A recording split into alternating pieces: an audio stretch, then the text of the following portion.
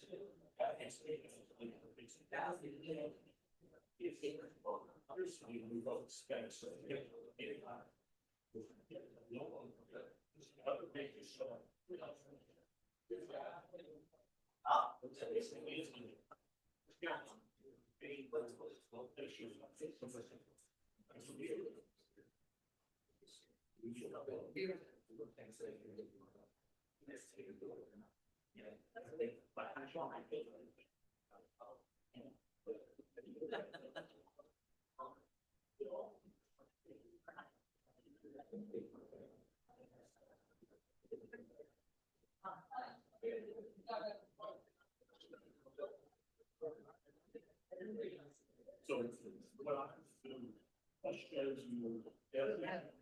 No, no, not only this is not. Show you.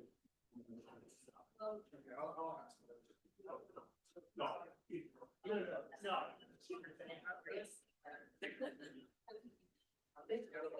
Yeah. You know,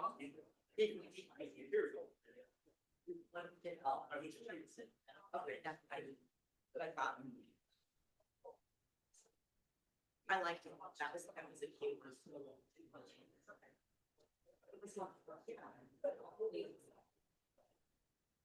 No, Amber.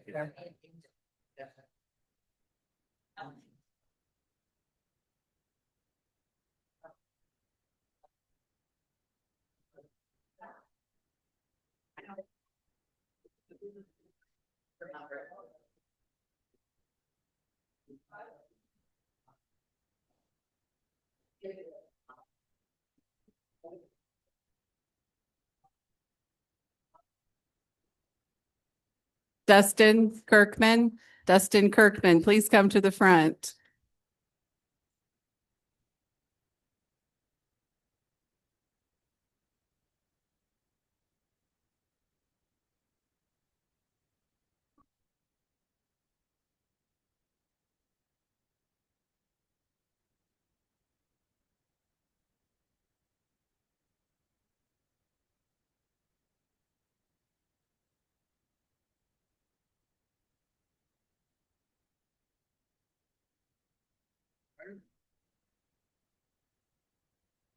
That's not acceptable. Yeah. Also, you say.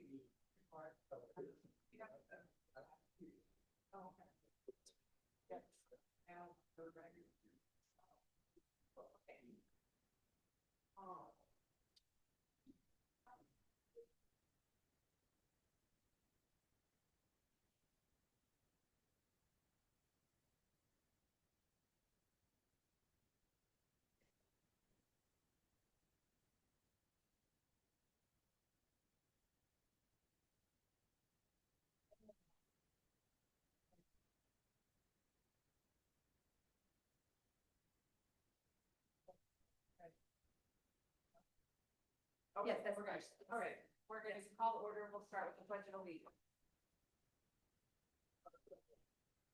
To the flag of the United States of America and to the republic for which it stands, one nation under God, indivisible, with liberty and justice for all.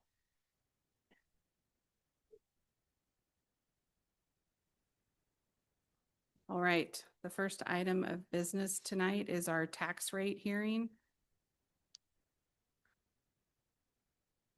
Why is roll call on here? It says roll call. Because when it's that. Oh, we already did that. Okay. So we have to approve the agenda?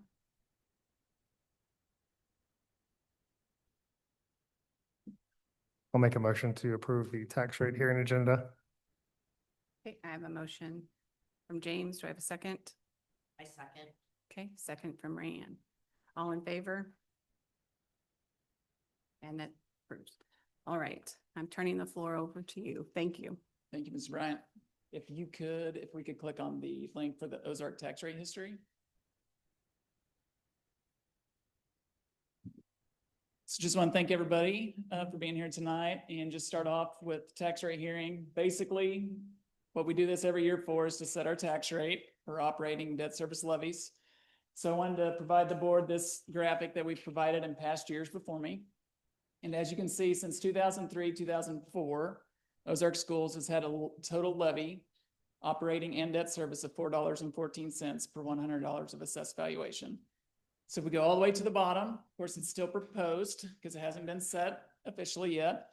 We would still be after this evening at $4.14. And you can see that our AV has had a nice little jump, 11.32% at $776+ million. One thing I want to let the board know about, that is as of August 1st, we get a June 30th. We actually get a May, a June 30th and August 1st and an October 1st amount. And typically in Christian County, that amount has increased a little bit, ever so slightly. So as of October 1, we might see a little more than 776, 320, 530. So just want to give that to you for a little historical reference. And now if you don't care to open up the link for the tax rate information memo. So really just want to kind of draw your attention to in the middle there, that normal operating levy and debt service levy. So as we know, August 5th, that was a good Tuesday for our Ozark Schools. Our voters approved a 20-cent debt service levy to transfer 20 cents of that levy to our operating. Why did we do that? Because we want to remain competitive with our competitors, nearby school districts, because we all know that teachers and other staff members here at school are what drive our instruction, drive our students to be successful. So we want to continue to be on the forefront and make sure that we are the best school that our kids can have. So the best part about a debt service levy transfer is the preceding year's tax rate for operating and debt service is kind of what starts your baselines. We take that 20 cents. Last year we were at 318.57. So we take that 20 cents for operating, we'll be at 338.57 this coming school year. Then we'll make a 20-cent reduction in our debt service levy as the vote on the ballot. I guess it'd be the verbiage on the ballot stated. And basically we'll be at 75.43 cents per $100 of assessed valuation. So the good thing about that is where our baseline will start next year. If we notice a big AV jump again next year, it's not a reassessment year because that's every 2 years. But if we do get an AV jump, naturally, a lot of times that operating levy is going to fall a little bit and your debt service levy can rise. And that's just from the state auditor's office's pro forma calculation. So also want to bring to your attention at the bottom, you can kind of see that comparison of last year's total AV and this year's total AV. So we're at about a $79 million increase. That's a nice little jump. So very, very blessed to be in a progressive community where we're seeing a lot of growth. A lot of our growth was residential and commercial. And then this year with the levy transfer, it's not as big of an importance, but it's still a big importance in future years. On the bottom there, you see the AV from new construction and improvements. That almost 31 million, that is money that we do not get. The Hancock Amendment does not impact typically in a tax rate hit year. So had we not had a levy transfer, that $31 million would have been a big driver of our revenue for this school year. So just wanted to hit on that. And then also I wanted to let everyone know that the levy transfer is going to help us remain competitive. Kind of reiterate that it's a great time for us to have that baseline because in future years, instead of if we wouldn't have had the levy transfer, we would have been approximately at about 309 in operating. So that's going to generate a lot more revenue for Ozark Schools. and it's a good place to be. So with that, I wanted to know if there's any questions from the board that I can help answer this time. Of Yes, ma'am. course, I have a question. What percent increase was that from last year to this year In the assessed valuation, in the assessed value? it's about 11.34, I think is what it was. Okay.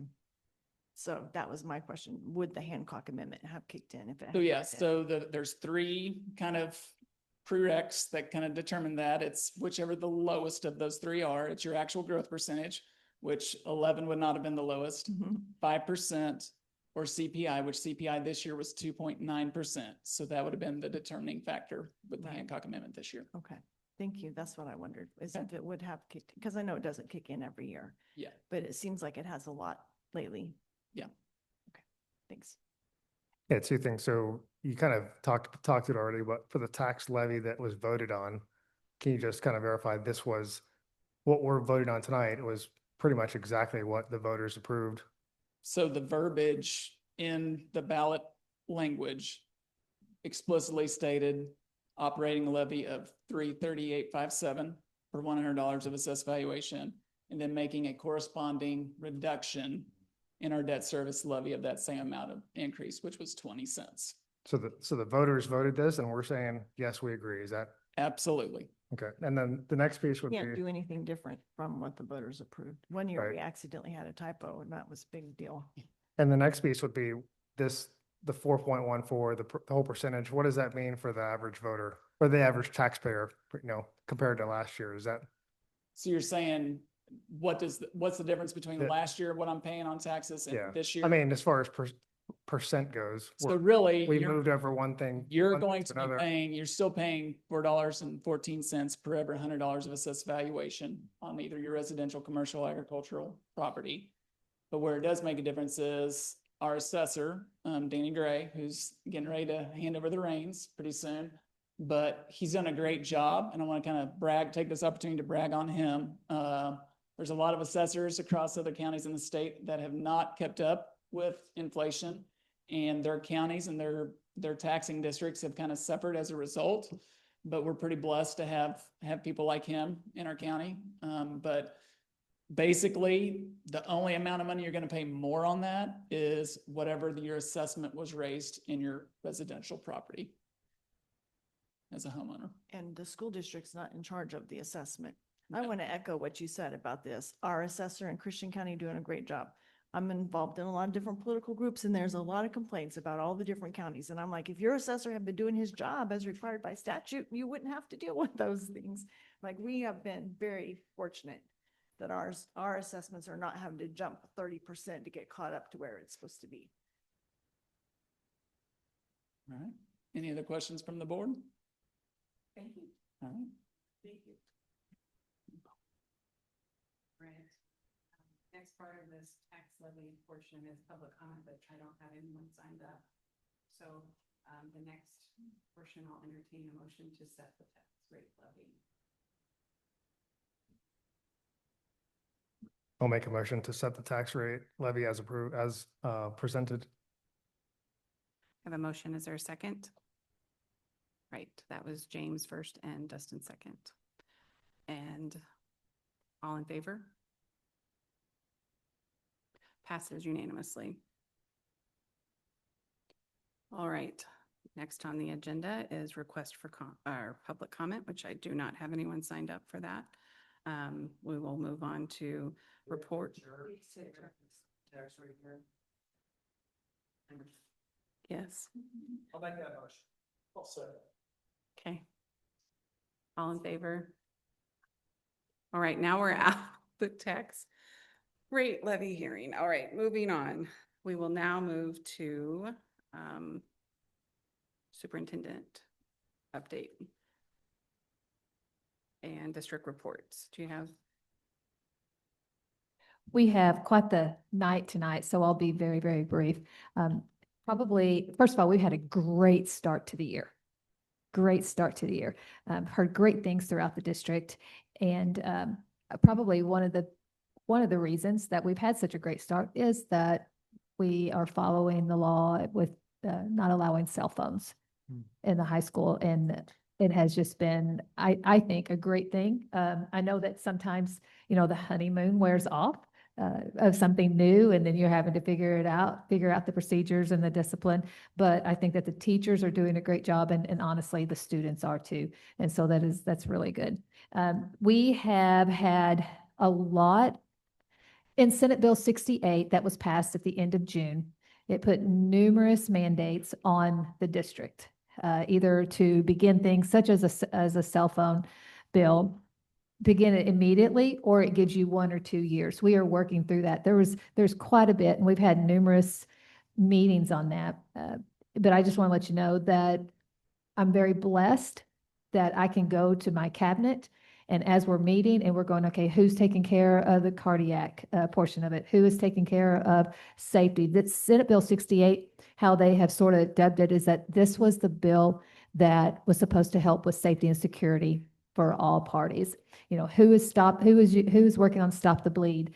There's so many things that we have to do.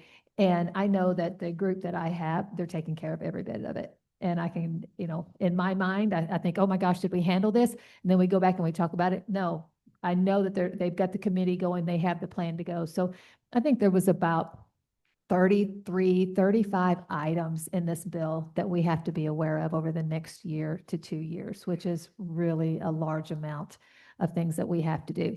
But my group is doing, the executive leadership is doing a great job on that.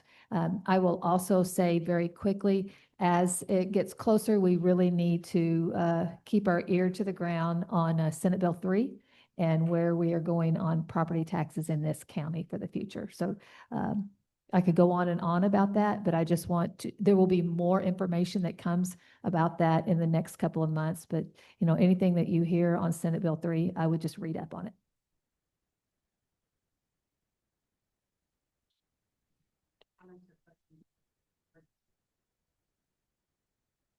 Okay.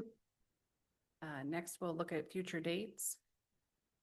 There is a list in there for you guys. There is a fall regional meeting on the 4th, which is next Thursday, which is at Nixa.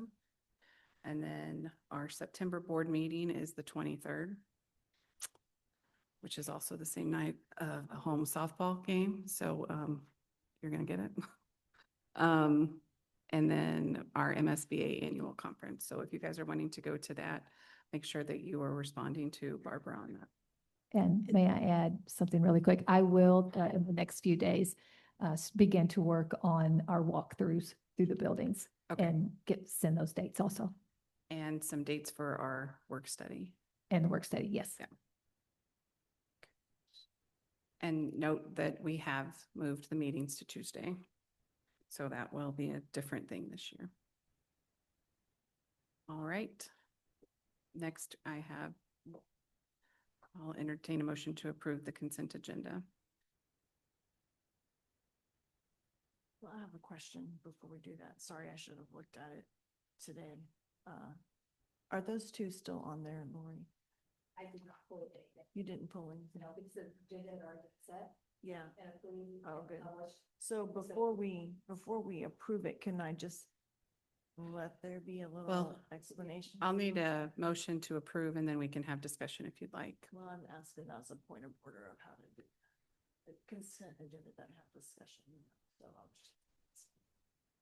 Then we just ask some information things on a couple of the. What are they? It was, the letters are different now. The meeting success plan, I thought deserved just a little brief of what it was and about the buses also. What was I it? think it was Q and R. No, it's R and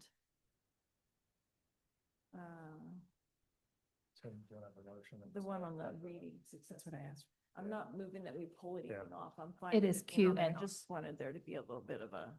Okay, I still think. Yeah, so I'll go ahead and make a motion to approve the consent agenda and then we can discuss. Yeah.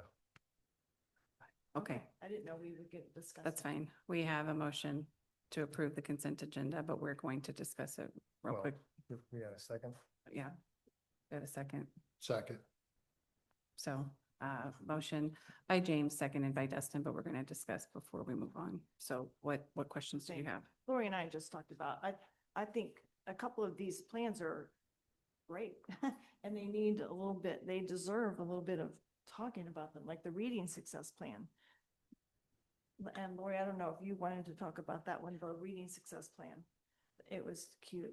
Or if we wanted to ask. This is someone not else new just though, right? else. These are, These are items that are in consent that I think she just Because wants to they're talk about and learn a little bit I more don't about. have anything to say about them. I just like want to point out, there's good stuff.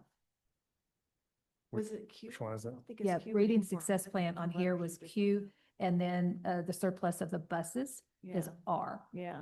So when you were talking about, do you want to talk about reading success Yeah. plan? and So what the- in yeah. regard to reading success plan, which is item Q, you are asked to approve a data sharing document. And so it just gives NWEA, who we use to see if kids are successful at reading or not.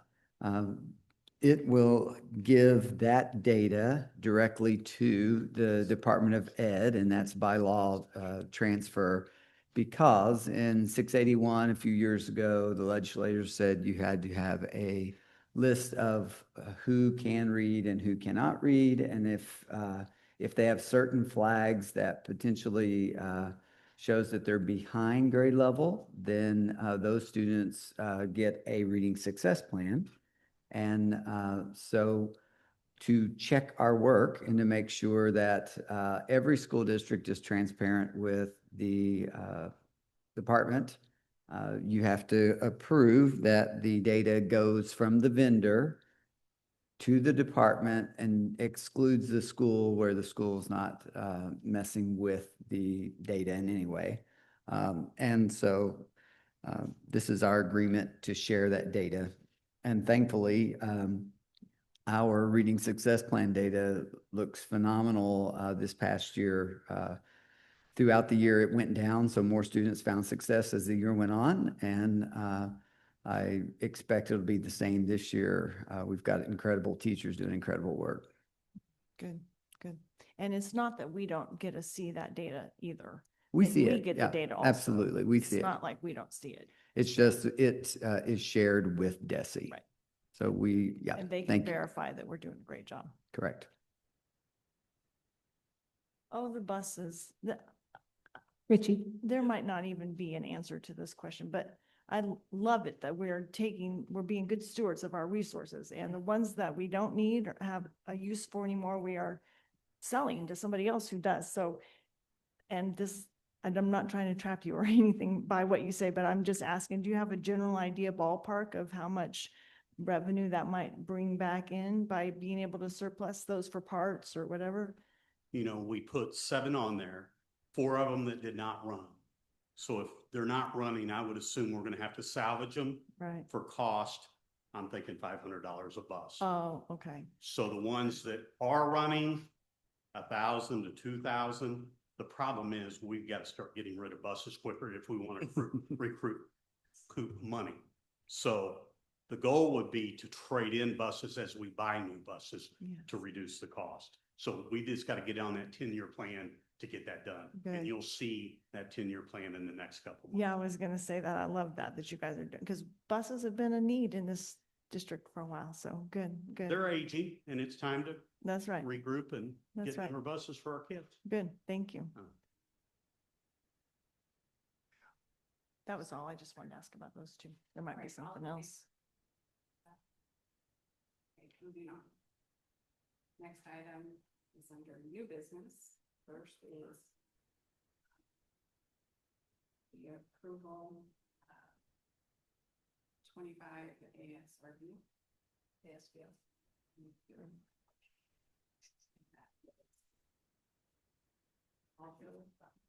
You have to look at this ugly face again, I'm sorry. So just want to talk a little bit to the board tonight about the annual Secretary of the Board report for fiscal year 25, for last fiscal year. You'll hear it called the ASBR a lot more than the annual Secretary of the Board report. We love our acronyms in education. Basically, it's a required report for Missouri public and charter schools that kind of details our year-end financials and basically has 5 key aspects. Comprehensive financial data, so including expenditures, revenue, and debt obligations, your fund balances, transparency and accountability, state aid formula information, and then special reports such as transportation costs, like we were just discussing. So just wanted to hit on a few highlights for the board tonight. We finished the year at 26% operating reserve. So I know we always try to take, well, our auditors always try to tell us to land between 20 and 30% in that. And basically what that operating reserve balance means is you look at your ending balance in funds 1 and 2 that are used for operating expenditures for the next year. So that's your balance. And you divide that number by your overall expenditures in funds 1 and 2 for that year. So basically what a 26% operating balance means, it's pretty close to 25%, 1/4. We could make all of our payments on operating expenditures for about 3 months without any incoming revenue for the school district. So that's always a good place to be. Also wanted to talk a little bit about a transfer that we will be making from Fund 1 to Fund 4. So there are various types of transfers that can be made, and one of those is your 7% WADA. And that would be what we're using this for. And that came up to a $1.716096, $1,716,096 from Fund 1 to Fund 4. That is not the full 7%. We wanted to stay at that 26% reserve balance. But I do think it speaks highly of Dr. Hedgecorth and Dr. Wilson in that we were planning possibly not to even be able to make this transfer. But we came in a little ahead on some of the things that you could see from the document on some of our revenues that was unexpected. So that allowed us to move that 1.7 over to capital projects. So if we have any unforeseen things that come up that are $5,000 in nature more for equipment, we've got that to fall back on. And then also with after our bond proceeds are used up, that'll give us a nice little nest egg to continue to build up our capital projects fund. Then also just wanted to hit on a few things for revenue. So revenue, the biggest under budgeted revenue last year was interest. And I think everybody in the state under budgeted revenue. So I don't think Dr. Hedgecorth did anything wrong there. I think it was just, we were told that we were going to see at least 4 drops in interest rates, and that just didn't happen. And that was, depending if you're buying or not, it wound up being good for Ozark schools and a lot of other districts because we had that money that we were getting to utilize in our balances, and we got to gain a little more interest than we thought. Also for revenues, basic formula state monies, last year was the first year that they dropped that free and reduced threshold from 30.95% to 16.73%. So that allowed us to estimate our attendance this past year. And we got to count a lot more kids that qualify for free and reduced onto our state WADA, which is kind of what we're paid off of for our basic formula. So that was a big help. And then finally, just wanted to talk about the MOQPK, Missouri Quality Preschool Grant. I believe our first year of getting that here at Ozark was this past year, and we've got it this year as well.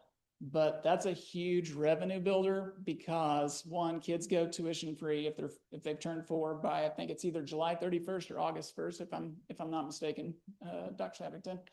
But also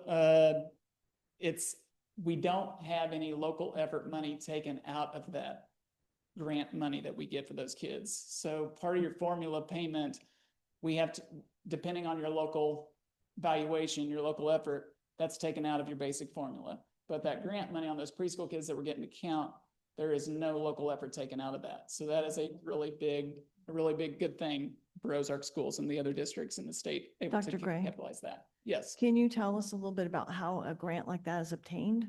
So thank goodness for this grant. There are some grants in this world that are extremely difficult to get. That one's not quite as difficult. It's done through DESE, through their Office of Childhood. And basically, you know, they put out in their memos when the deadline is, and they put out the application. And I'm assuming Ken probably did it for us, and I guess, and give him some kudos. But I'm assuming that, you know, once that deadline's met, you turn it in. We're really blessed right now. If you apply for that grant, there's a really good chance you're going to get it.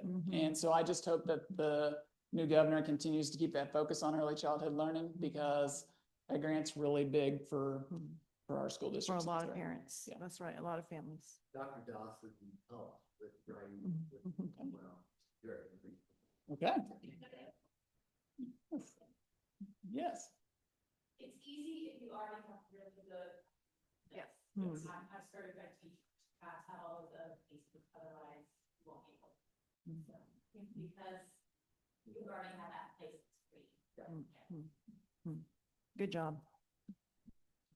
Then last thing kind of I'll talk about is on the expenditure side. One thing that was a little unexpected but approved by the board. I think at the beginning of the fiscal year, this wasn't a plan, but the need came and arose. And I think the board did a great job of approving this, was approving paying health insurance benefits for part-time employees last year, starting January 1st, for those who worked 25 hours or more a week on a part-time basis. So with that, that is the ASBR, and I just ask the board if they have any questions at this time. I will just, point out that the report really just speaks volumes to your job and the whole administration, everybody, all the administrators across the schools, because you look at the 30 some odd pages, that's everybody's job, everybody's inputs and everybody's financial management. So, great job to all of you. Well, and I would say there's a young lady that probably needs a lot of kudos, and that would be Ashley Price. Ashley works very, very hard to make sure those numbers are right. And she was the primary right-hand person that was working with the auditing team when they were here in July. Good job, Ashley. I'll make a motion to approve the ASBR. Motion for second. Or seconded. All right, we have a motion to approve ASBR by Matt, seconded by Rayanne. All in favor? Oh. Passes unanimously. All right, the next item on our list, which I do want to get in the habit of making a motion first. So the next item is the curriculum and assessment plan. And I'll entertain a motion to approve that. I'll make a motion to approve. Yeah. Okay, I have a motion to approve 2025-26 district curriculum assessment. That was made by Sarah, seconded by Dustin, and now we'll have presentation and discussion. Yeah, so I did not create a formal presentation because the length of our meeting tonight, but you've had this actually for 2 months. And so you originally saw it in June. What you have in front of you is our large scale assessment calendar, which sets the assessments that we do throughout the year for all students. So we have plenty of individual assessments we do. We have plenty of formative assessments that teachers do, but these are the ones that impact every child.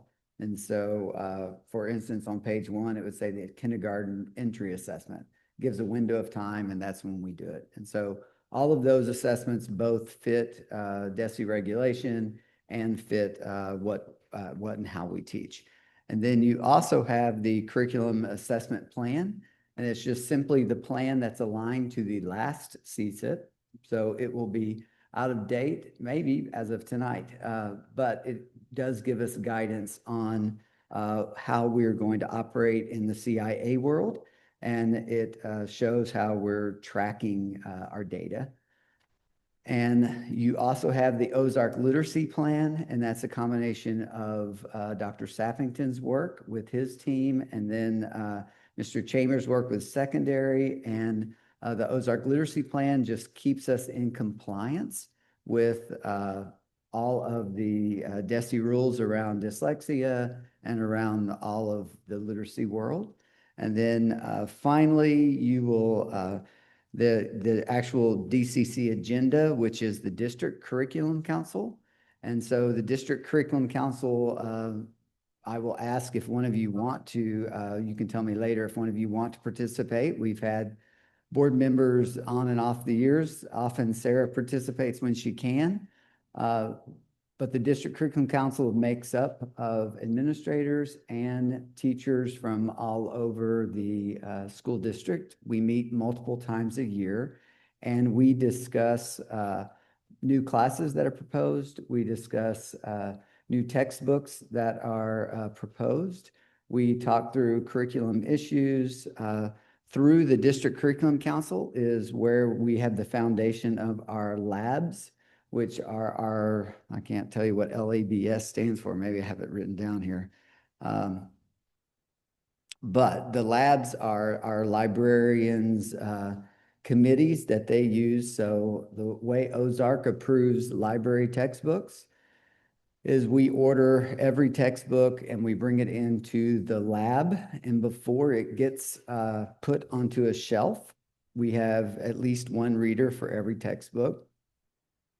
After we read those books, then it goes to the lab and it is either shelved is the recommendation, or the recommendation is for it to be on the mature list for that grade level, or it's not the shelf.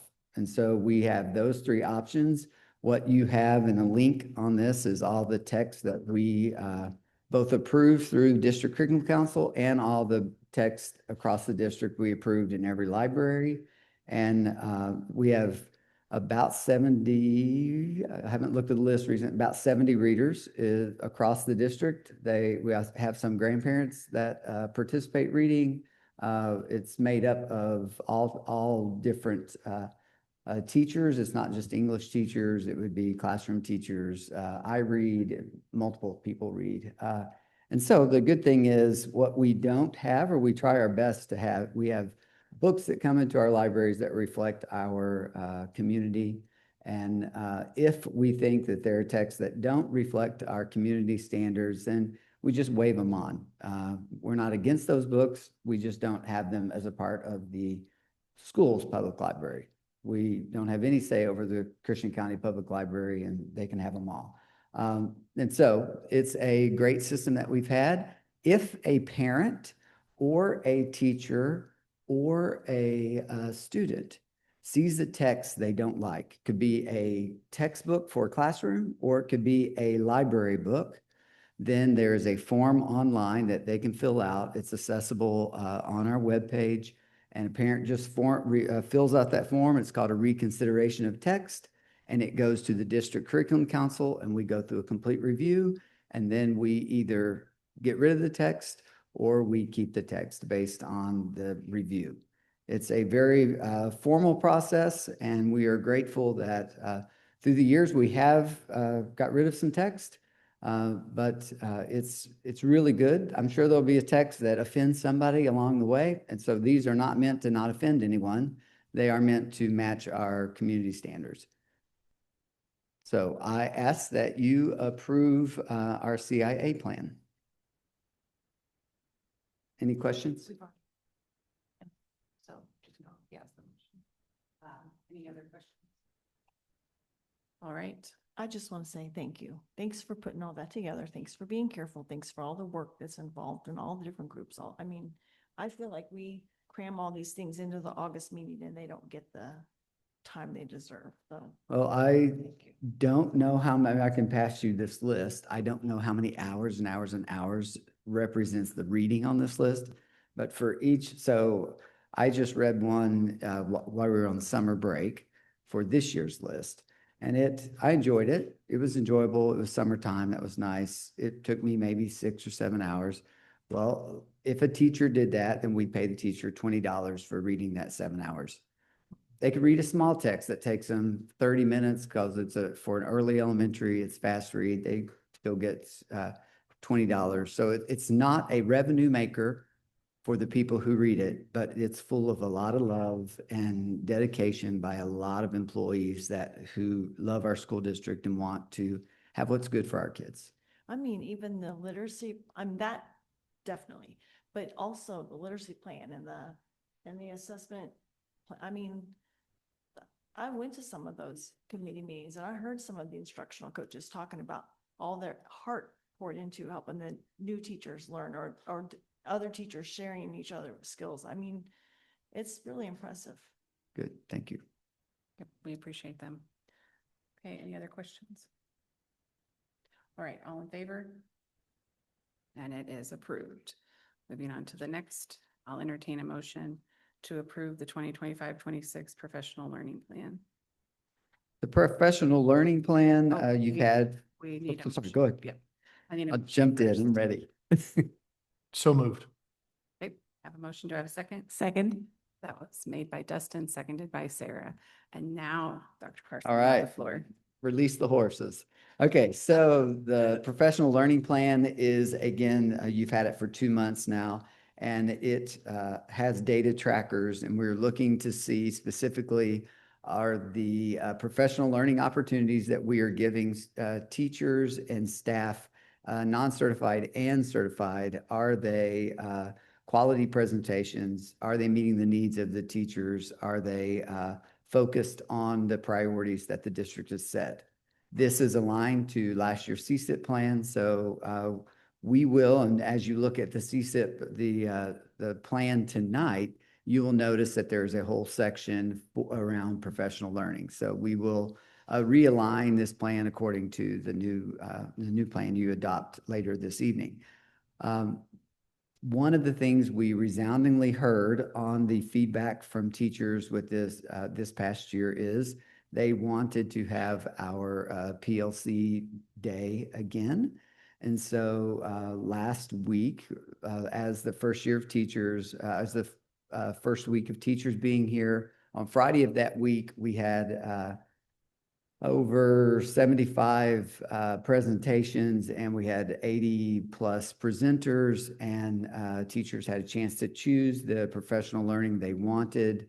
We will do the same for our classified staff on September the 26th, or whatever that Friday is. We will provide some opportunities for classified staff to also learn. We couldn't provide that last week because they were busy taking care of maintenance issues and custodial issues and all the different issues that they were working on. So we will provide some of that this year, some maybe on the 26th, and then we'll also follow up. But we gave a survey at the end of last Friday, and the numbers were very, very positive, and all of that's in the learning report that's included in the packet.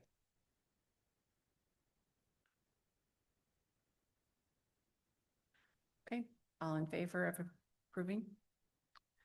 And that passes unanimously. The next item will be the approval of the MSBA policies that we have already reviewed at a previous meeting. I'll make a motion to approve the previously read MSBA policies. Okay, I have a Wait, no. motion. Oh. Do I have? Can we approve them all together? All of the ones listed under D is what we're doing right now. So we have a motion to approve the MSBA policies listed in new business D. Do I have a second? I second. Okay, second by Rayanne. Now we can have some discussion. I object that we can vote on 8 things, 9 things, all in one vote. There might be 9 different issues. There might be 9 different yeses or nos, depending on which policy. Which we're one would talking you like about. to pull out? Is there one that you're not wanting to approve? One a couple of more I wanted to discuss as we talked about in June. Yes, Some more. well, now's the time to discuss them. Oh, good. Okay. Thank That's you. that's why we're Individually- doing it. Individually, we can discuss them. Does anybody individually. have anything that they? Well, yes, and if you don't want to approve one, we can amend after we've had discussion. Right, okay, thank you. How about, let me look on my main list to make sure I'm not skipping one. How about policy GBE? Which one? GBE, it's the third one on the list. Mhm. Yes, staff health and safety, yes. Lori asked a couple of questions of the MSBA people on that one. But I still think, we should include that last. I think we should still include that last paragraph that we asked, why did they delete that last one? Individuals employed by the district. If we want to delete it, we could maybe at least put a link to it saying what the law is that it requires. I know part of it is different. They don't have to pass the thing each year, but they could just say what they do have to do. I think that should be in there to be consistent of explaining what the rules So are. you want to add the link to the law? If we don't want to leave the paragraph in there, we don't have to leave the paragraph in there, but we ought to at least link it so they could look up what the law was. Because if you just say, we're gonna do this in accordance with law, well, good luck finding out what that is. We could just say that, not have any policy. We could just say, we do everything according to law. Do you want me to, and I don't have the policy, is that the only thing that is Xed off of that policy? That's on the bottom of it, yeah. Okay, all right, so it's, okay, I just want to make sure everybody knew what you were talking about. And then if you want, I do have the reasons that they said. Yes, So- please, Chair. If I recall correctly, they said that that medical exam was no longer required. So Right. And she said, I didn't mean to interrupt you, I'm sorry. Were you done? I said, if I recall correctly, I think they said that medical exam was no longer required. So that statement is not valid. And they said if we decide not to remove that statement, they need to just update it to match the current law because it's only required every other year or something like that now. So I would like to have us leave that in there and just have it be updated to what it should be.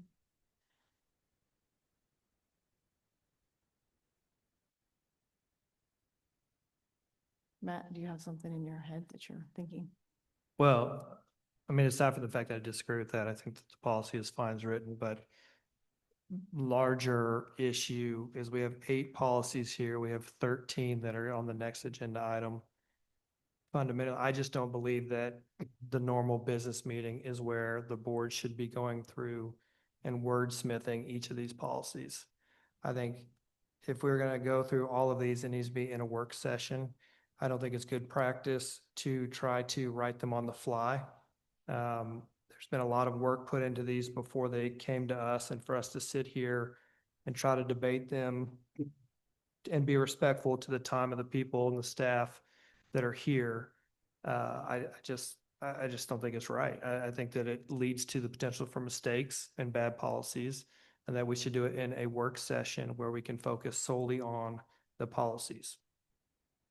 That would be interesting. And, I talked with Lori about this. A couple of districts around here have work sessions every month. They meet twice a month. Then their board meeting goes more quickly because they've had time to discuss it. Now, we talked in June and I remember you said, Christina, we're going to discuss them.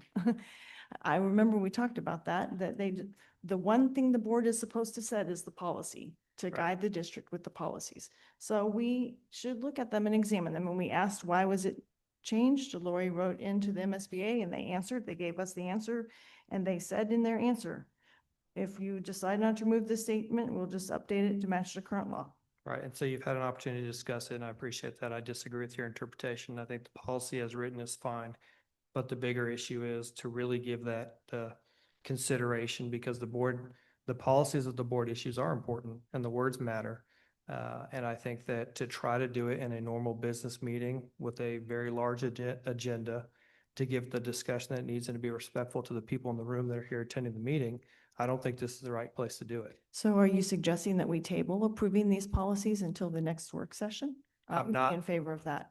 Yeah, I'm not going to suggest tabling these because we've already first read them. We've already had an opportunity to get responses to the questions, and they've already been put back. So the 8 that are up right now, we've read once.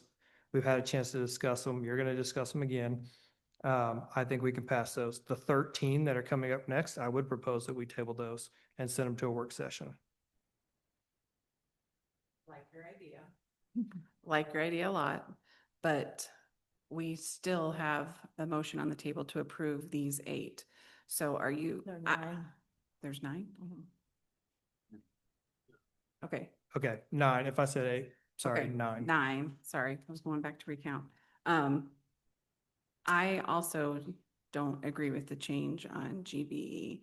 So, you want to keep going? I mean, you can end up amending it, but we have a motion right now Do to we approve want to all of them. amend that motion to remove GBE from? You would have to the- make it, you can make that motion to amend. Okay. And you'll have to have a second. And I'll just name all the ones that I wanted to ask about. Is that Okay. what you're saying? So I move that we amend the motion from approving all 9 to approving 7 of them. With the 2 exceptions would be GBE and BBBB1. The last one, school board ballot issues. Those 2 to be removed from the 9. That's my motion to Okay, amend. there's a motion to amend on the table. Is there a second? Okay, that motion has died. Back to the motion of approving all. If there is any other discussion, I'll move forward to a vote on that. Do you have any other discussion on that? You didn't like the change on GBE? I Is didn't that what mind you it. said? You didn't approve that change either on GBE? Well, it was deleted. I mean, the attorney told you it was deleted for a couple of reasons, and I agree with them. Oh, I thought you meant you didn't agree with it being changed. Oh, No, I Oh, don't. you did. I'm not seconding your motion. oh, Okay, I misunderstood what you said. so you don't have a second to that. That's fine. We're going back to the That's- motion to approve. If there's no other discussion, I'd like to discuss BBBB1. okay, Okay, that was another one that we had our superintendent write into the MSBA and ask why they made this recommended change, and they answered with a little bit of a misunderstanding about what the question was, and I know that she wrote them again to ask, did they They did. send another answer? And I felt like their answer gave their opinion on whether it should be changed or not, but it didn't really. But it's BBB1, the 4Bs, BBB1. It's the last paragraph on page 2, creating sub-districts. Every other section of that policy tells at least what's required in law. There have to be, look at the first one, certification of ballot language. There has to be submitted to the election authority for inclusion, have to be by 5 PM on the 10th Tuesday. They go through each thing, look at bond issues. If the board deems it necessary, the board may vote to submit an issue. All bonds have to be submitted after careful study. Then it has to have 4/7 vote at the general municipal election, and they name all the different requirements. They do that on every section, except for the last one on creating sub-districts. And they could just put in there a general little description, just like they did on the others. There has to be a 4/10 or whatever the numbers are that the law says. I looked them up, but I didn't write them down on this paper, so I'm not gonna dig. they for 'em. responded why they didn't. And they make that said, change. we don't think it's a good idea. Well, I didn't ask if you thought it was a good idea. I just thought, let's put it in there like all those other things. They might not think those other things are a good idea either, but they at least put what the requirements were in there. They didn't just say that. They gave you a reason of why. They don't just respond like No, that. they didn't say that quote verbatim, but that was the interpretation that I got when I read And it. actually you made a motion to remove it and you did not get a second. You asked if there was any discussion, and so I was just telling some discussion on that one. Well, So, I went ahead and read the whole law myself earlier today, and this basically makes it simple to understand. mhm. I mean, it's pretty lengthy. I mean, but I mean, It's a long law, but there's one section 5 but this that makes gives it the easy. short little This makes it requirements easy to like in the understand. other sections. This makes it easy for the non-lawyers to understand it. That's it. I mean, to me, I don't think we need to add the entire law in there. No. I wasn't suggesting that we should. Okay. What, Dustin? It is, in fairness and transparency, it is quite long, do you agree? The whole law is, just like all the other laws are. But the one little section, given the small requirements, is like 2 or 3 cent.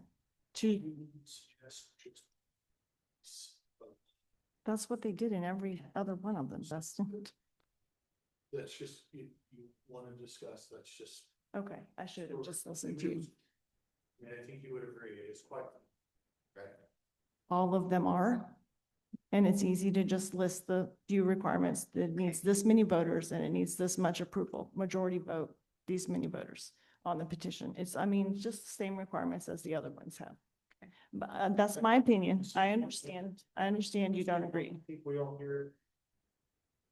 That's fine. You guys for a second, we got it, should we just? No, we are. I wanted to make sure no one else had any comments. So to give everyone else an opportunity, and seeing none, I'm going to call for a vote. We have motion on the tables to approve these. All in favor? All opposed? Any abstention? No abstentions. Okay, moving on. The next are the MSBA policies first read, and I will entertain a motion to table that to a work study. That assuming nobody has any comments or wants to go through, and if there's going to be discussion about these policies, then I would propose that we table it. I Uh, do too. I actually have some thoughts on these. I do think it's important that we And- talk about them. And I think maybe for everybody here that doesn't know, these are policies that the Missouri School Board Association has drafted and sent to us. So with regard to the ones we just went over, we reviewed them. We were able to ask School Board Association questions about why they did certain things, and they give us answers, and we can revise those. That can be a process. And I just think that let me just actually get straight to it. I move that we table the discussion of all of these policies that are on agenda item 16E to a work session for further discussion and revision. Second. Okay, I have a motion and a second. That was Matt, and then Dustin seconded that. The only question I would have for, for Lori would be how many of these are gonna continue to accumulate? Because so when we have 1, 2, 3, we got 9 here now. Is it gonna be 9 next month? And There will be. Well, and that's So that's- Jen's a good 13 point. on this. So so My- yeah. my intent is to handle as many of these as possible as they're ready to be handled. And so if that means at the work session, whenever we get that scheduled in the next several weeks, if there's more than these, that's fine. I would rather hammer out as many as we can, because my understanding is that we are playing some catch up, and next meeting, we might have 10 more. The meeting after that, we have 10 more. So let's batch them and handle them as we can, but I just don't think this is the right context for handling them. I agree. I also like policies, so I think it's better than when we do them all.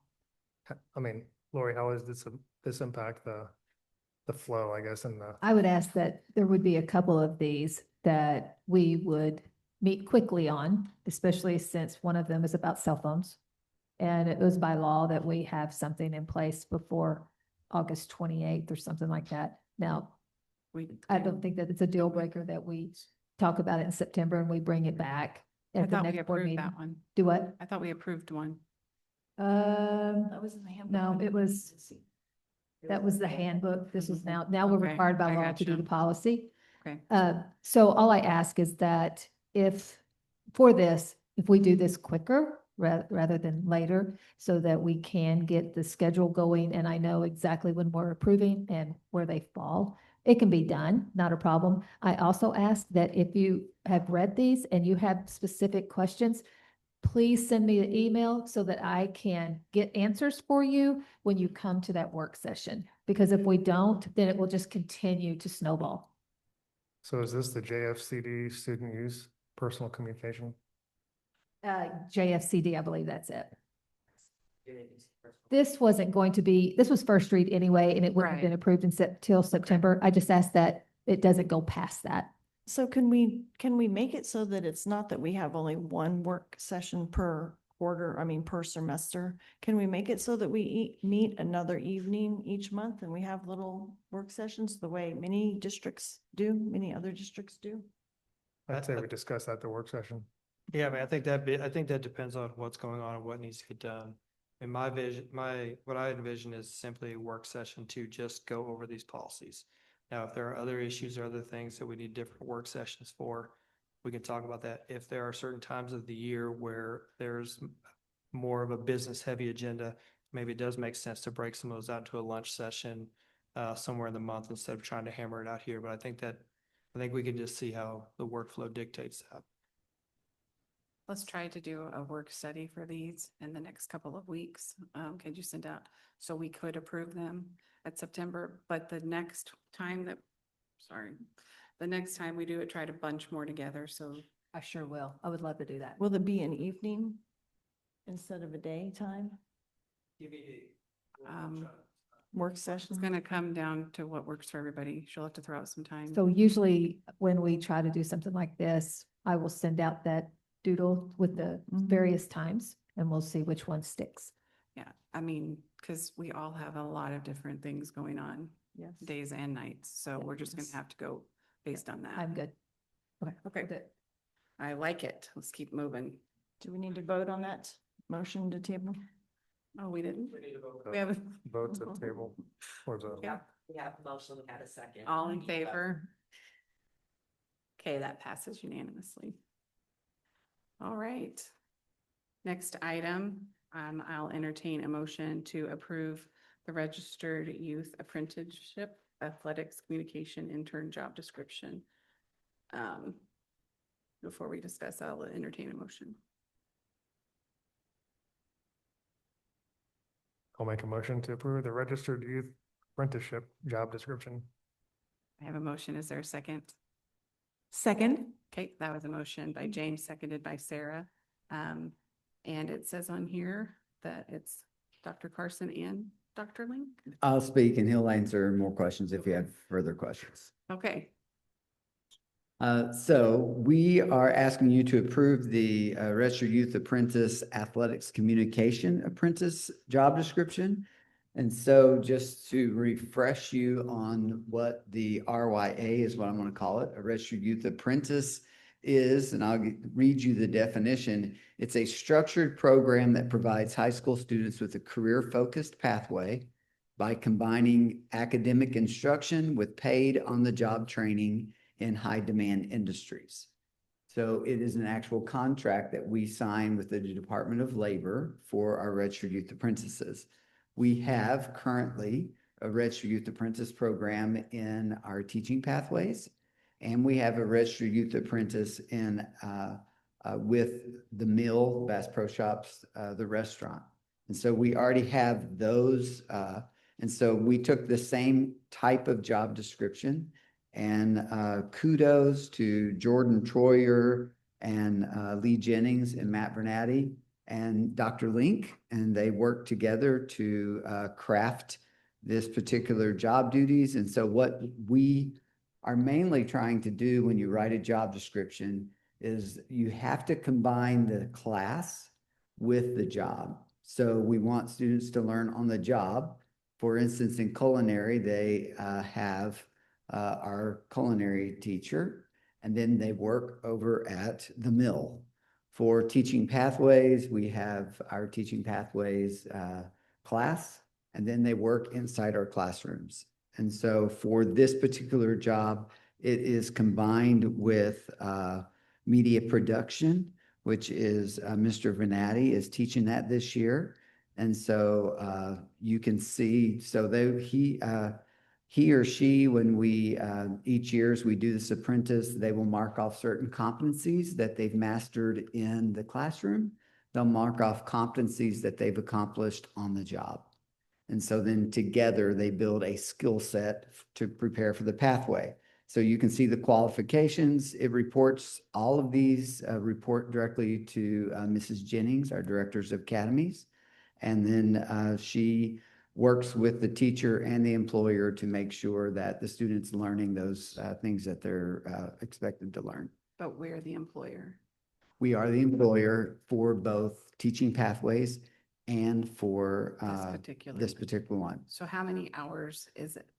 I mean, is there a set amount of hours? There are, and that's about a block a day. If this one's set up like the others, I don't know the exact hours for this one, but it's during the school day hours. So for teaching pathways, they teach roughly 5 hours a week. It depends on, Friday's gonna be shorter now than it was because we now have early outs. So they get those, it's one block scheduled. So it'd be 5 hours. Right, so 100 minutes on a Tuesday, Thursday, and then every other Friday you'll have some time. Where did those funds come from? Just our budget. We've budgeted for those. So thought- this I is thought you not were gonna say outside. they were of reimbursed. reimbursed. Sorry. Go ahead. Mike, so this is not outside of class. We're just paying him for class. No, he goes to class, or she, whoever the apprentices are, they would go to class, and then they will also work an extra block. So it's both. They're not paid for the Okay, I was confused by class, that. yes. So they have the class and then they are paid Correct. for the separate time. correct. And Okay. do they get credit for both? And Do they get credit for both? So they get like half a credit for the class? They do And then get half for credit. work. Yes, let me semester. ask Mr. Chambers just to make sure. Do we get credit for both, correct? Yes. Okay. Yeah, I just want to make sure I'm not confusing anything. So there's one block where they get credit and they're paid. Correct, Yes. correct. And we do that with other work programs as well. Right. I Right. just. Yeah, clarified. yeah, no, thank you. And I think they get paid a lot of other things that matter Right. more than money. Work experience and all that. Yeah, this is a fantastic program. It is, we will also get a MSIP point for our Missouri School Improvement Plan on the APR because we're expanding our CTE programs. Each new registered youth apprentice you bring in expands your CTE offerings, which actually gives you an extra CTE point on your APR. So that's nice that way too. If you get a chance to talk to Mr. Bernardi, I was fortunate enough to just kind of in passing, and I will tell you, he's got pretty good vision of where he sees this thing going and kind of the excitement around and hearing him. Kudos to kind of taking this part and really developing it. And I think it's a pretty big breath of fresh air. Right. He's kind of got this. It's pretty exciting. I completely beyond. agree. And I love how our communications department has, are working with that. So we do have a student who, we have a student picked out right now for this, registered for the classes, but that student now and in years forward will work directly with our communications department to shepherd projects that they need to work on, and with Mr. Bernardi. So there'll be a triangulation there. So the projects will change. Right. Mainly this year, I think it's around a lot of social media work. And so some of that will be video work, others will be writing scripts. There'll be work around that social media aspect of our communications department. I'm sorry. Yeah. Well, is there any other questions? Okay, all in favor? Any opposed, or it passes unanimously? Yeah, super. That's a win-win. Thank you. Okay. Thank you. I'm excited about it. All right, next item on the agenda, I'll entertain a motion to approve A1 electric service to run the fiber to the huddle cameras to the baseball, softball, and junior high football fields. Okay, that was a motion by Matt, seconded by Dustin. And presenting is Dr. Fretwell. How are we tonight? We have 5 RFPs operation team has written, and we are seeking your approval tonight. The first one is for fiber to be run to the softball field, baseball field, and junior high football field. That helps us with our huddle cameras, which we just purchased through Athletics, to be able to live stream our events. We will also have them in gyms and auditorium, so we will be able to get our kids live stream so more patrons can see that. We received 3 bids. One bid I did not think was qualified after calling them. They were the low bid, but I'm concerned with some of the things they missed in the RFP that we would be paying more money on the backside. So I request we approve A1 Electric to run the fiber for $116,050. Does anybody have any questions for him? Okay, seeing none, I'll call a vote. All in favor? Passes unanimously. Thank you. He was written for 5 used buses, 471 passenger buses. I'm gonna have you hold up just 1 minute. All right, I'll entertain a motion to approve the purchase of 4 71 passenger buses and 1 36 passenger bus. Second. Okay, that was made by Christina, seconded by Dustin. Got it. Said everything I need. We have an aging fleet, and I thought it was time to jump out early and buy some used buses to try to replace some with high mileage. So, you look at spending $500,000, but all of them seem to have low mileage. We have maintenance records go with each bus. So I would like you to approve Masters Transportation to purchase 5 buses. Any questions? I have a question. Will you tell us a little bit about the difference between the mileage on a bus and the hours that a bus is used? Because sometimes it can have low mileage, but still the hours wear things out. In all, these are diesel engines, so that does help. If this was diesel, They keep running long hours, so I'm not concerned with as many hours. I was concerned with miles because we rack up a lot of miles on our local routes and some of the trip routes. We have some buses with some mileage I'd like to get off the road. So when we wrote the RFP, we asked for 30,000 or less miles on each bus. Now, I know there was a bid that was 76,000 miles, but that concerns me. We're gonna pay $76,000. I just don't see you're getting the bang for the buck there. So I would rather pay a little bit more and get less money. That's good. Does that answer your question? Yes, thank you. Two things on the master's bid. They mentioned that they got it to 92.9, but then it listed as 92.5. I'm sure that's just a discrepancy in there. And then, can you speak to the difference in the cost and the benefit as far as like the depreciation on bus number 4? On the one that's higher? Yeah, it's a little bit higher, but It is higher. I think what you're seeing there is you're getting the 2024 bus instead of 2022. So I think you're paying for a few more bells and whistles, newer product. I think it fits the mileage that we were looking for, so that's probably why we jumped on it. You look at Midwest, the comparison, you saw nothing in mileage that low. Right. So what you're running into, people aren't trading. These were probably lease buses, so they traded them in when the lease ran out. So trying to get lower miles so we can drive them a little longer. So What's the useful life on these used buses? diesels, they say they can run 300,000. 150 would be what we like to top them off at. When you start looking at DESI and depreciation, they will allow you to depreciate a bus for 12 years. So they will pay you for 12 years for driving the bus a certain amount. So after 12 years, we need to roll them off because we're no longer receiving any depreciation costs. So that's what we really need to get into. And when we present the long range plan, I'll show you more on depreciation so you can see, well, some things we could do better at. Right, so on these in particular, what, 8 years, 10 years, we won't get 12 years up, right? We'll look at 150,000 miles, would start being a threshold.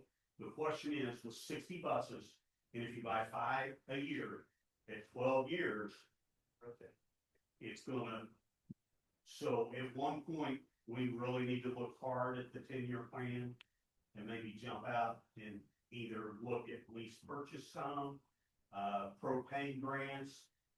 There are electric grants out there, but electric bus right now is $300,000.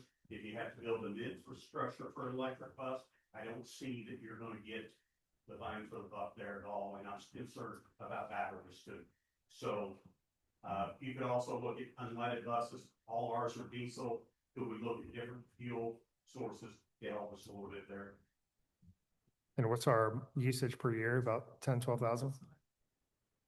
12 to 15, depending on it. They're a route bus only, or if they drive trip bus too. Some of the route buses do not drive as much. Like less than 10. It would be one that's very close to town. That Oh, would be it. Any other questions? All right, all in favor? Passes unanimously. Oh, okay. I will entertain a motion to approve Carnahan White to supply and build the outfield fence at the Ozark baseball field. So moved. Dustin and then Matt. And you're up again. We would like Carnahan White to build a 12-foot outfield wall. It would be similar to the one at Drury. We had budgeted over $100,000 for that. So when this bid came in, I was excited to see that it came in at $73,000. Carnahan White has built many fences for many schools around here. They're a very good fence building company. So I would request that you approve their bid. So quick question, I'm not a baseball guy, but Okay. so is that replacing is that the wooden fence out there now, I think, and then it's gonna be a metal fence? Wood fence will be gone, a metal fence will go into the concrete curb that hooks the turf to the field, Okay, and the fence post will go straight into there. gotcha. All in favor? All in favor? Passes unanimously. I will entertain a motion to approve Carnahan White to supply and build the baseball field backstop. Second. Motion by Dustin, No. second Thank by James. Right now, we have an 18 backstop. It is about 20 feet high. We, Carnahan White, will build a 30-foot high backstop, which will help with foul balls. Netting, and it'll be about 170 feet around from dugout to dugout. We will look at putting brick on it. That will be at another time, but right now I would request that you approve Carnahan White to supply and build the baseball field backstop for $40,060. The one question I'd have was, and it sounds like it's a good price, but I'm just wondering why there's just one bidder. You know, is that typically just that these are the guys who do it, or? Carnahan White has built Logan Raj, they built Drury. We went around with the committee, we looked at them, they're good. When we first started this project, we looked at one that was 40 feet, it was $120,000. I didn't think 10 feet was worth $80,000. The one at Logan Raj will be very similar to the one they will build for us.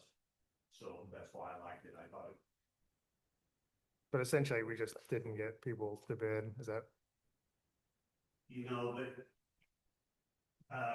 normally Mid-America would bid on it, and theirs would have been Sports Specialty at $120,000.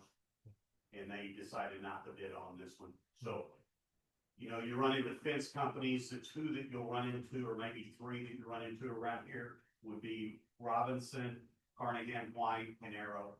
And these ads ran in the paper for 2 weeks solid, and it was open for 3 weeks. It was on our website. So we reached out to Robinson and those people, and they decided not to bid. So. Right, all in favor? Passes unanimously. Right. I will entertain a motion to approve Luke Shelton Construction LLC to pour new sidewalks at the OIC. So moved. Second. Motion by Christina, seconded by Rayanne. I hope you got the opportunity to see the map where we were trying to connect sidewalks that went nowhere. This is just for the safety of the kids. It keeps them off the streets and more on the sidewalks, 2 doors. I just thought this was a good, safe opportunity for kids. I recommend we use Shelton for $53,480. Can I just reiterate? Oh, go ahead. No, I was just saying the map is up here to show you where we would have entrances. We had Dr. Witt, we had Mr. Chambers, we had a group of people go out and look at this and try to draw it up to best fit the needs of our students. So. Can I just ask or reiterate where these funds are coming from? They were am I correct in thinking they were voter approved bond money that's already been set aside to be spent on capital improvement projects? Fiber was from the bond. Yes, yes, Bus transportation, the buses were out of Fund 4. right. Okay. Because you can't spend bond money on buses. Outfield fence and backstop were through the bond money, and this is through our Fund 4, the cycle. Okay, So 3 of them were through the bond, 2 of them were through Okay. Fund 4, 1 transportation, 1 operation. okay. One question, and this is actually pertaining to the baseball thing, we've already approved it, but I wrote down in the warranty, it said YN, maybe they just did, okay.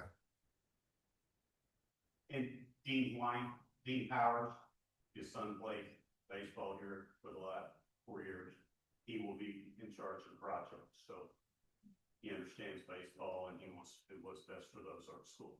Gotcha. And the district schools will be able to come play ball here at this school You again. know, it'd be amazing how many rainouts that we saved and how many times people want to come here and play. That's what we saw when I built the last baseball field. Okay, that's exciting. All in favor?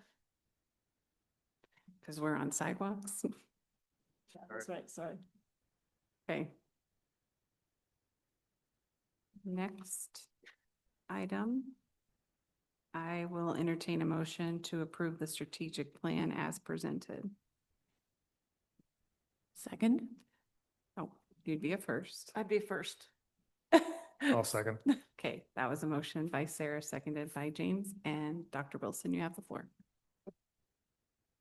Okay, I am so excited to get up here and speak to you about our strategic plan. It has been quite a few months in the making with many teachers and community members working on this. So I have a little bit of items to read. So the planning process began back in January and February, and it lasted through July of 2025. It was facilitated by the quality coach. We had broad stakeholder engagement with students, parents, staff, community, and business leaders. We had various teams. Is that I'm done. I'm done. Yeah. We had numerous teams put together to work on this. We had 60 members that were of teachers, community members that were on the strategic planning team. We had a steering team that was comprised of all of our administrative leaders. We actually had the board team. And then we had numerous teachers and administrative leaders around the district that participated in the goal setting and the action plan creation. It was 4 phases. The first was the discovery phase. Basically, we went through with many of these teams on what's our current reality. What is our background? We set norms and we established processes. We also had visioning sessions. We also, from discovery, we had surveys and listening and observation sessions. We then went to visioning sessions conducted with multiple strategic planning teams. And I don't know if you remember what we said, what do we want for our students? What do we want their education to look like? And that's where we built this. We also, during the visioning, we worked on the SWOT analysis, strengths, weaknesses, opportunities, and threats. This led to us creating and revising and reaffirming our core beliefs, our mission, our vision, and our key pillars and themes. Our priority goals were then established from our key pillars and themes. The third phase we went through was implementation. And during this time frame, we had their implementation teams, or our strategic action planning teams. They worked to build goals, performance measures, and then steps to achieve success. The implementation teams then shared during a night in June. They then shared their plans and their goals and their performance measures with the strategic planning team for feedback and revision. And then finally, we get to approval. And this is where we're at tonight. I'm asking that the board approve the strategic plan. We will then begin, and we have in there now, but we will also begin to refine our monitoring of it and bring it to you. We are required to give you some type of report, whether it be through a board report, whether it be through an official presentation, through MCEP, we're required to give you some type of information quarterly. Okay, and so our plan does meet all of the requirements for MCEP 6. So through this process, we developed our key pillars and our priority areas.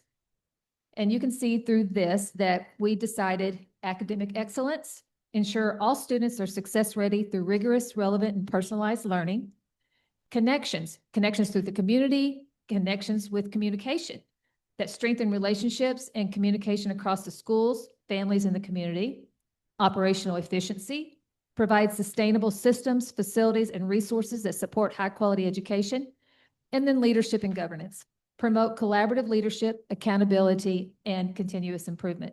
So as we were developing this, and when we had this document, Dr. Van Leer met with students, she met with teachers, and also had a survey that went to the parents as well as the staff. So she presented this to each group. And for example, she met with students grades 5 through 12 and asked them what motivated them to come to school. And they said, engaging, caring teachers who push students and make learning interesting, ranked high with all grade levels. Additionally, preparing for future careers, social interaction, and extracurricular activities were all motivators for for students. When asked about the importance of relevant learning options, students shared their desire to explore different academies and classes to find out if they align with their own interest.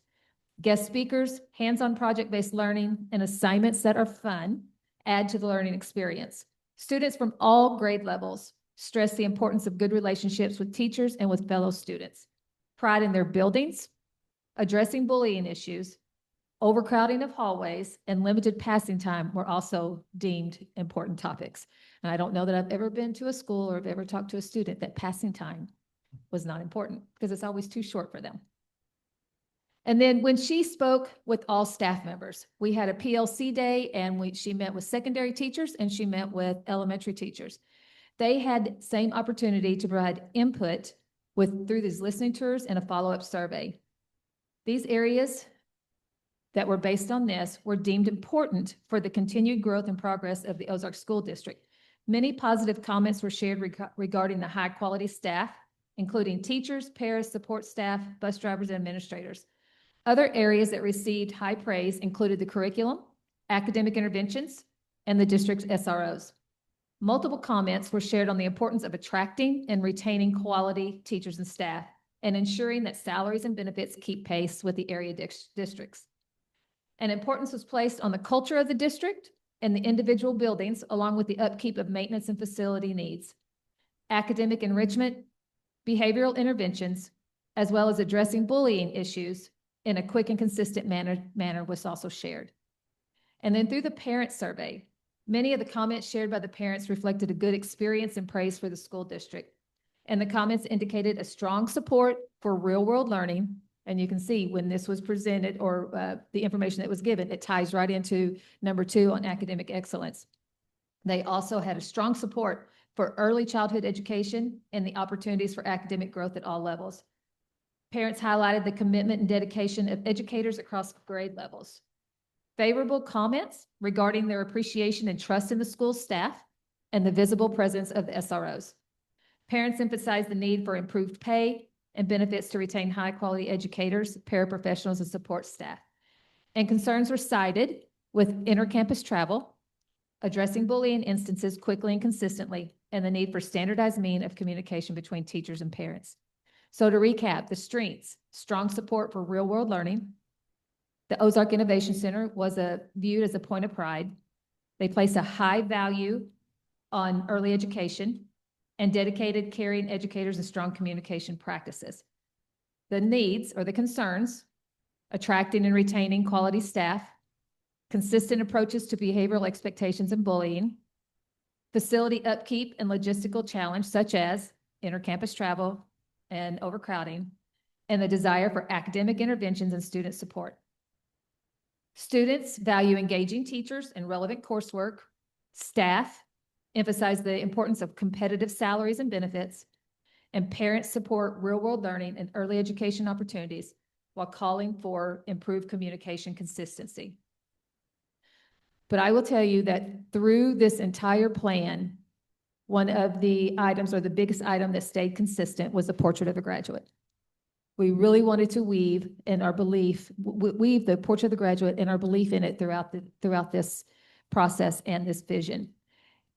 So just to remind you, the 9 identified traits: critical thinker, empathetic, foundationally literate, collaborative, confident, flexible and adaptable, teachable, personally responsible, reliable, and resilient.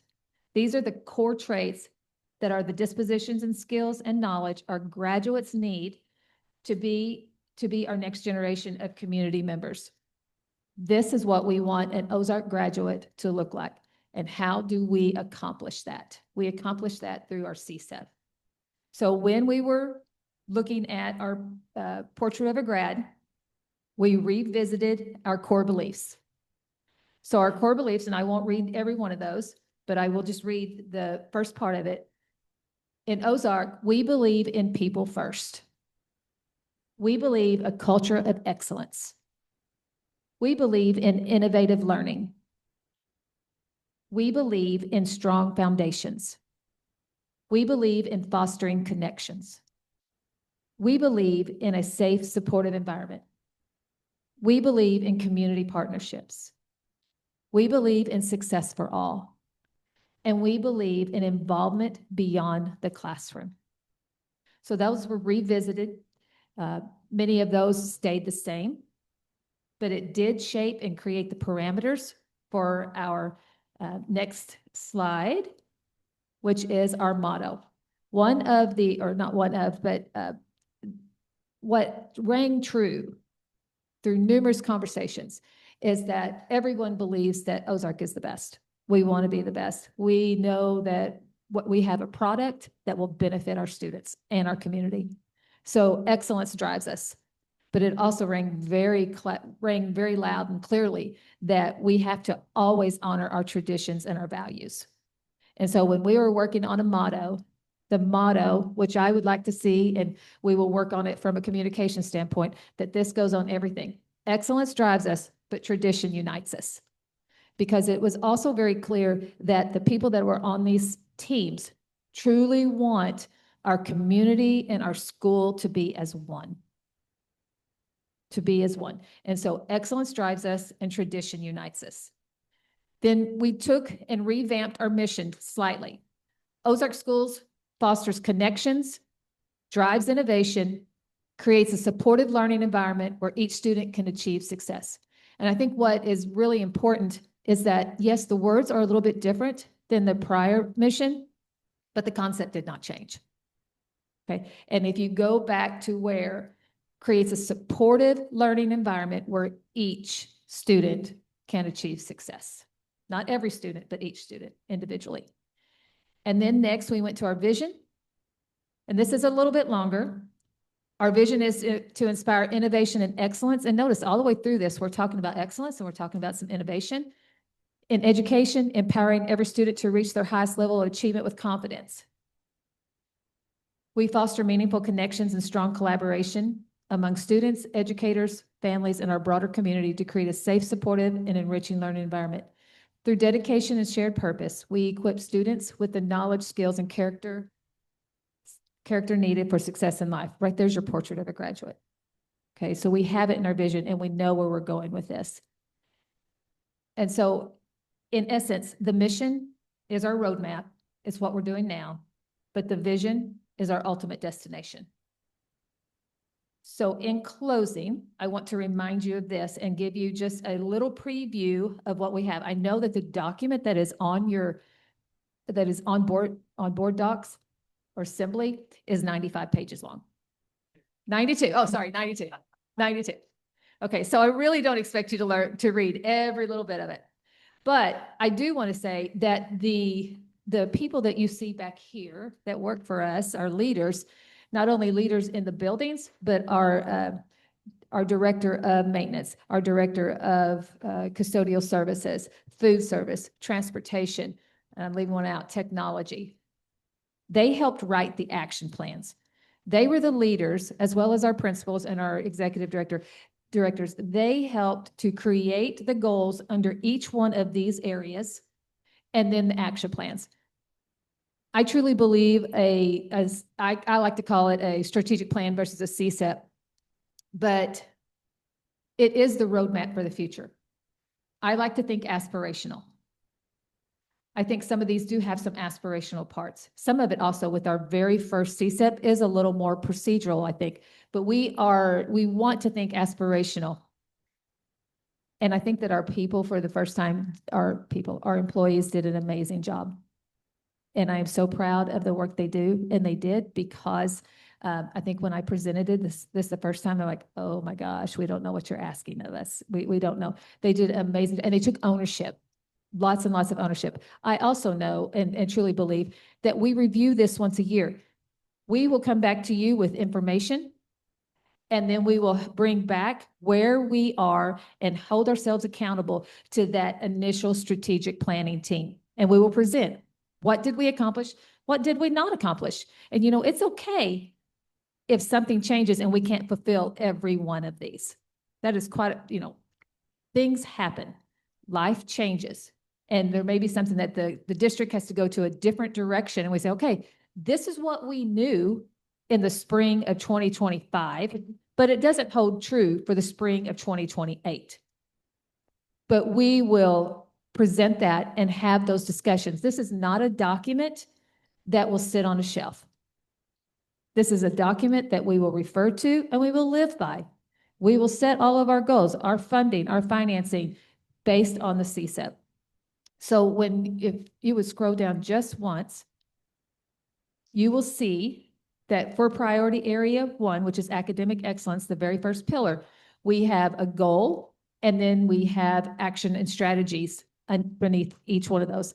And that's where the 90 some odd pages, because we have a lot of those that are giving us a guide to where we want to go for the next few years. I ask that you approve this. I do know that I have a couple of changes that I think would be beneficial to make, and I can go over those minute changes in wording, and I would be happy to address some of that. But except for just a couple of those items, I think this is a great document, and our employees have truly shown love in what they've done and ownership. And I ask that you approve. Yeah, definitely say fantastic job to Dr. Wilson and really everyone in this room, not counting us. You guys did all the work. And I think hundreds of other people, I was at some of the meetings and just tons of people out there doing all the work. And as you can see within 90 some pages, so fantastic job. 92 pages. And I gave you some of the inputs on a few of those goal Yes. wordings. So. And the couple of things that James and I have been going back and forth on was just changing maybe from a word from regularly to monthly, being a little more specific in some of the performance measures. And then also, I think the biggest one was underneath solar. And it was, yes, we want to really look at solar, but let's write it in a way that maybe it doesn't key or really limit us to solar. Maybe there's something else out there that's even better. Right. And so it Right. would be rewording that goal on Yeah, that. so inside the solar, it has it in the action plan to, identify the feasibility, but on the top end, it kind of assumes solar's the answer. It does. So I would say, add it to say something like, solar, other alternative energy systems and energy reduction capabilities. So, or evaluate the technical and feasibility, the financial viability of those things. Which page is that, James? I agree. It's goal 3.3B. So 3.3B is that one. B. So if we evaluate, then, if you know the baseline energy, we could set an aspirational goal of 30% reduction or whatever. Right. I can't make up an arbitrary number here, but you could probably do that. And Or Rich, you can come up or with something. Richie and Mark can. Yes. 30% reduction, 50% reduction. Yeah. And that is, we want to dream big. We want to dream big. And if we do not hit the mark, that's okay. Yeah. We will take a look at it and we'll revise and revamp. So And what 1.3C, suggest- maximize our current space at Tiger Paw. Yes. Yes. I think the conversation is that we wanted to grow, but what are the numbers to that? Well, yes, we have more space that we could potentially have 4 more classrooms, but is it pre-K? Is it, at what level do we want those classrooms? So yes, it is to maximize. And maximize funding because, And if you our have a demographic. grant wizard back there, then we can do anything next year. Oh, Christina, what were you saying? Oh, did you say 3.1A? 3.3B. No, the one with Tiger Paw. Oh, Tiger Paw is 1.3C. Oh, 1.3. And what were you changing that to say? So I think it's kind of a generic goal, but it's basically, I would say whatever the number is, but I think Dr. Wilson was suggesting maximize our current space. Right. It gives us a little bit more Whatever that means. flexibility on what type of classrooms we have in there. And then also the questions on, I think we have goals under 2.1A, 2.1B, 2.1C. And to have a specific performance measures on those. But with those goals specifically, our surveys that will go out will be tied around the CSEP. And so we need to develop that baseline. And then in May, after we've developed the baseline, we'll come back with, okay, next year we want to increase it by this percentage, or this is a portion that we want to work with. Dr. Wilson, does this 92-page document represent like a new vision and a new set of goals, or is this memorializing what was already in place or what was already taking place in the district? I think it is a little bit of both. It is very forward-looking, but if you say excellent drives us and tradition unites us, it does go back to a little bit of tradition. But I think what this does is that it gives us that roadmap. When I got here, many people were like, what's our vision? Where are we going with the academies? Where are we going with real world learning? And now we know. So some of that 100% is this is the vision going forward. And how do we make it happen? How do we make real world learning K-12? We thought that real world learning was in the high school only, but it's not. So now we're going to develop the plan over the next 5 years so that it is integrated at every level and everybody understands. It's getting everybody on the same page is what it's doing. It's not giving us fractured that we're thinking here, we're thinking here. No, this is where we're going and how we're going to get there. I don't know if that answered your question. Yeah, I mean, I just want to, I appreciate all the work that's in here, and it's a phenomenal collection of work. What I don't want to do, and you reference this, is I don't want to see this now sit on a shelf and not take any action. I mean, I think well, quite honestly, I think we do better as a district than we've done. I think that we need to find the resources to support this work and support our staff and our teachers and the facilities to take the next step that I think we can take. And so I'm hopeful that this is the plan that starts that in motion, and that we actually do follow this and use this, and it'll be incumbent upon the board and others to actually find the resources that are needed to make this happen. I agree with you, because especially if we come to you with something from the preschool, let's say, and don't take this back and repeat this at any point. No. Let's say that we do want to grow it by 15 classes. All right, we have to put the resources in to do that, but we need to have the plan and the model to be able to get that done. So then we say, it was in here. Are we really going to fund it now? Yes, we are. We got to find the resources because we're thinking aspirational. And this is what we're going to do. So yes, it would be definitely what I would think is, how do we fund the things that we want that's in here? Right, because there's some big words in here like excellence and innovation and things, and I think accountability. And accountability, yes. I think that our staff has been waiting for this and asking for it, and I think that the resources are there, and we need to provide it to them so that we can really take that next step. And so, and you know, when you were saying, or is it sort of things we're already doing? And my mind went, it's not that things that we're already doing 100%, but things that we've done this summer, or the PD Academy, or changing how we are looking at professional development. We are having a PD Academy for the staff. We're not doing that. That came directly from here. There was some great ideas, and we have to listen to what our people want. And that is what this document has done. And so some of it we have already started fulfilling part of this CSEP, and we just need to continue the work and to grow on it.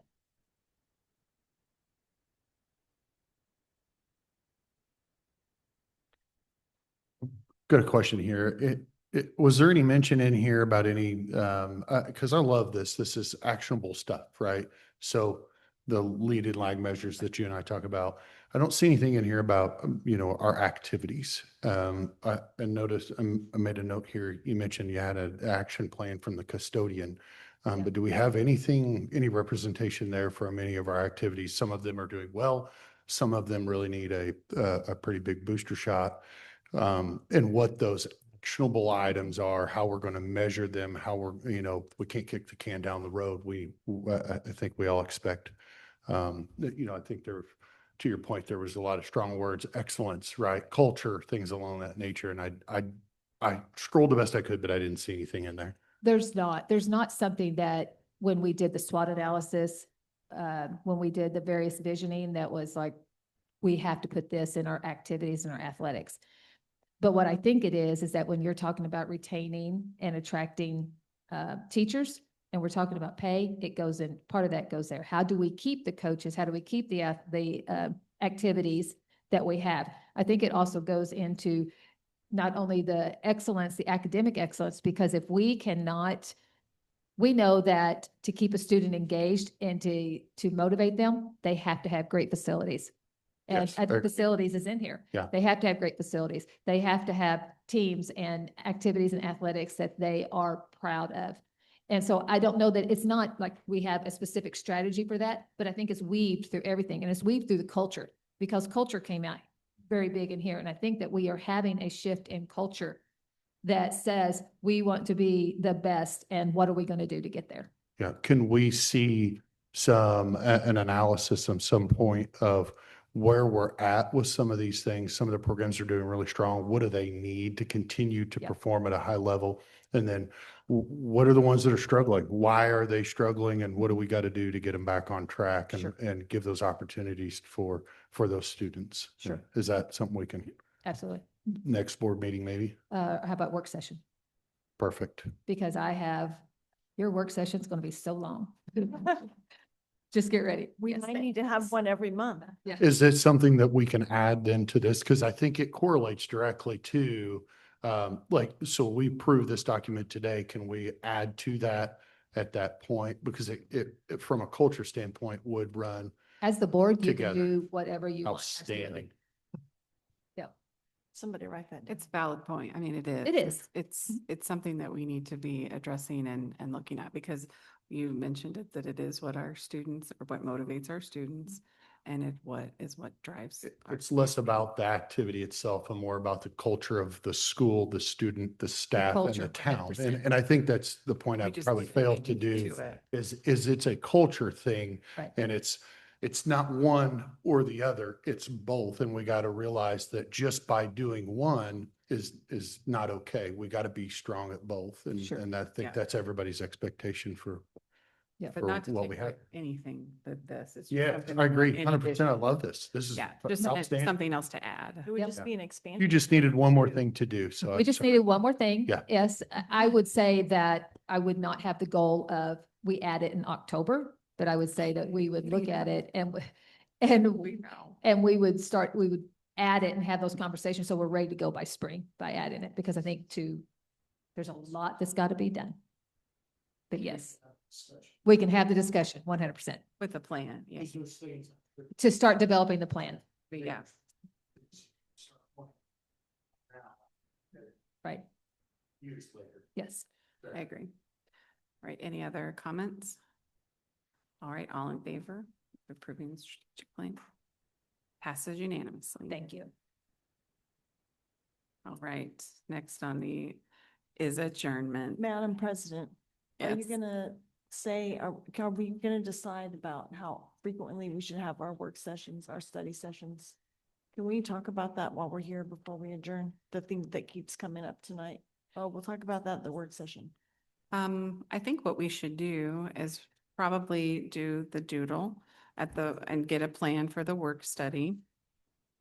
I was not paying I asked attention. how frequently, if we could discuss how frequently we should have those studies. I think that, no, I want to see how much we have to go over, how much we can accomplish in that day, and then we should have a discussion about how often we are going to need to meet to get the things done we want to do. Okay, I think that would help every month's meeting agenda if we spent 2 weeks ahead of time. If we got together and talked about the things on there, then the meeting would go a lot faster. Well, That's let's my talk about opinion. it. All right, I'll accept a motion to adjourn. Motion to adjourn. All right, all in favor? And we are adjourned. There.